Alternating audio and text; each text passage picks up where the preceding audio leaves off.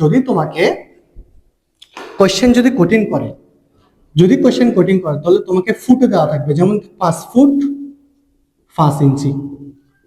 যদি এমন দেওয়া থাকে 5 ফুট 5 ইঞ্চি, তাহলে ফুট থেকে তুমি কিভাবে মিটারে যাবা? ফুট থেকে কিভাবে মিটার, খুব গুরুত্বপূর্ণ নোট মনে রাখবা। প্রথমে তোমাকে ইঞ্চিতে যেতে হবে, সবগুলো ইঞ্চিতে। হ্যাঁ, ফুট যদি দেওয়া থাকে ফুট থেকে ইঞ্চিতে যেতে হবে, ইঞ্চি থেকে সেন্টিমিটারে, সেন্টিমিটার থেকে মিটারে। কেমনে? ফুট থেকে যদি ইঞ্চিতে যেতে চাও, অবশ্যই 12 দ্বারা গুণ।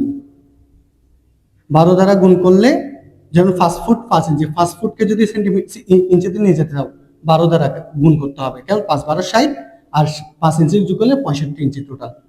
ইঞ্চি থেকে যদি সেন্টিমিটারে যেতে চাও, তাহলে 2.54 দ্বারা গুণ করতে হবে। আর সেন্টিমিটার থেকে যখন মিটারে যাবা, তখন 100 দ্বারা ভাগ করতে হবে। তাহলে আসো, ফুট থেকে ইঞ্চিতে 12 দ্বারা গুণ, ইঞ্চি থেকে সেন্টিমিটারে 2.54 দ্বারা ভাগ গুণ, সেন্টিমিটার থেকে মিটারে 100 দ্বারা ভাগ। ক্লিয়ার? কেমন? ওকে, বাসায় প্র্যাকটিস করবা।